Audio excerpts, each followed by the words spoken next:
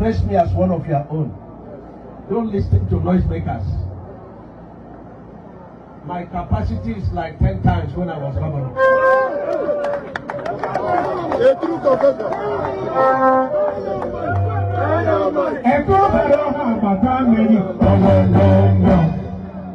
I'm very, very dangerous now. Let nobody follow me. Because it's very dangerous. High tension! You hear me, so? That's so! You hear me, so? That's so! We have the capacity to do good things for the Chibweze. Come together. Tell your sons and daughters, very illustrious and industrious, to come together. Let them approach me. Whatever is their need, they will have it done. Okay, man. This Umahi's family now, God has blessed them beyond words and are capable of funding anything. Don't be so? That's so! They are all doing very well. If you ask them to contribute, they will contribute and they will over-contribute. Don't be so? So I'm thanking you. I'm thanking the youth. Youth! Action! Youth! Action! You guys are wonderful. From love, from heart, let's stand together.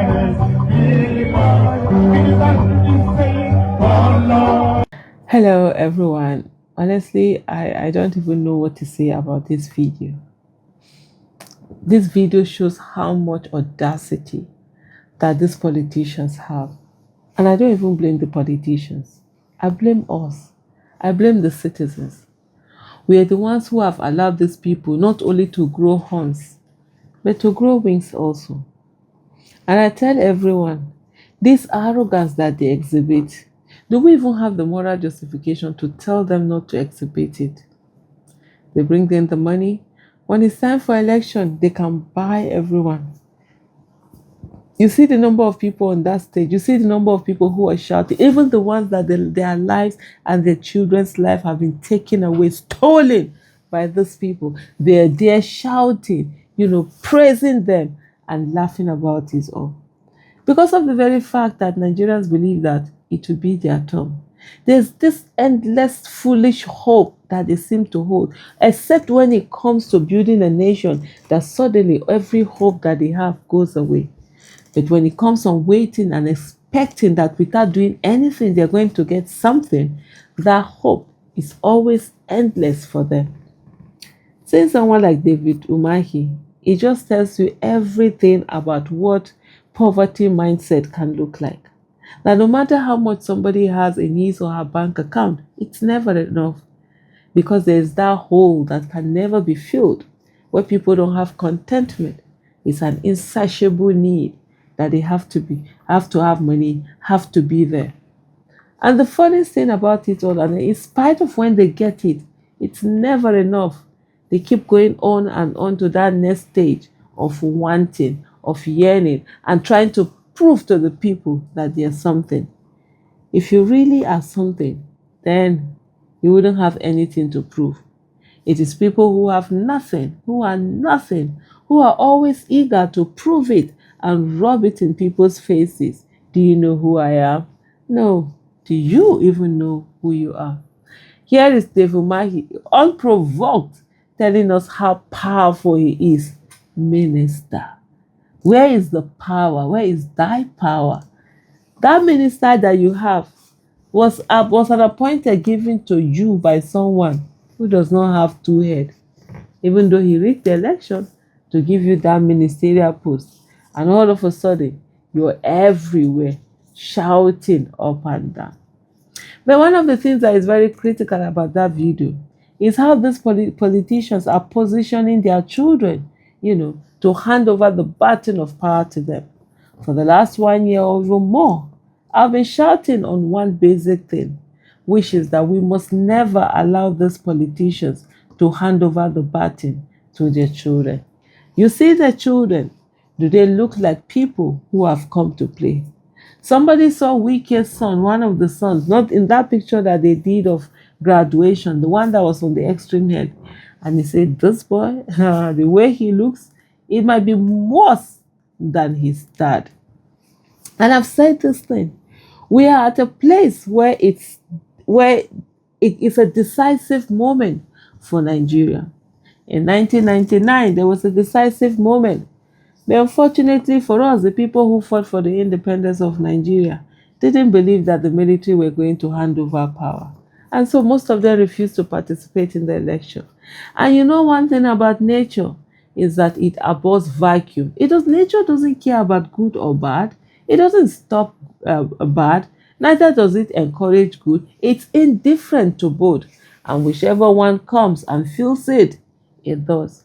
And because nature abhors vacuum, the people who were never supposed to have been in leadership position had a free time on their hand to enter into position and get elected into office. By 2003, when those who had fought for Nigeria's independence were now ready and felt, whoa, they had made a mistake, it was time for them to come back and, run for office, it became near impossible. Because those rogues who were never supposed to have entered office and had gotten in, a good number of them used violence and whatever means they could to ensure that they perpetuate themselves in office. And that today is part of the reason why we have this much insecurity in this country and, a lot of crime that is going on. And since then, it has been uphill trying to get these people out of office. But I say to you, in recent times, most of these people who got into office in this way, they are beginning to get old and tired and faded. And guess what they're doing? Instead of them handing over to the people or stooges around them the way it was handed over to them, no. Now they're bringing their children and putting them in offices. And the people who serve their parents, who serve them diligently, loyally, foolishly, mumuishly, thinking that one day it was going to be their turn, they are waiting right now. There is no turn because that turn has been given to the children.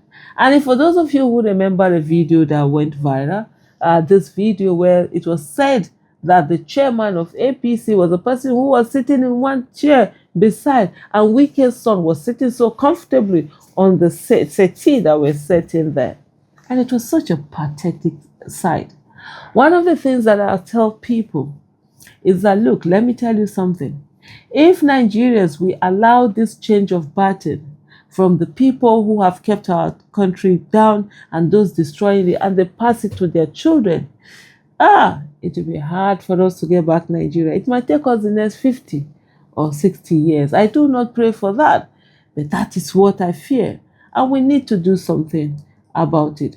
Because these children that you see, they are very ruthless. They will be ruthless. They do not understand poverty. They don't know what it is for people to suffer. They don't even know that people suffer. Some of them feel it's abominable, all the people's fault for suffering.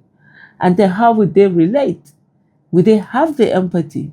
And these are people who are used to having, the nation's wealth as their plating, is as their pocket money that they can always dip their hands into. And apart from those things, they are Ivy League educated, they are tech savvy, and they understand social media very well. What advantage will we really have over them? And from the look of them, they're going to be more ruthless because they will want to keep the status quo. For the rest of us Nigerians, it is time for us to focus on how do we get into this politics and ensure that we take the power back to the people. Thank you so much for watching.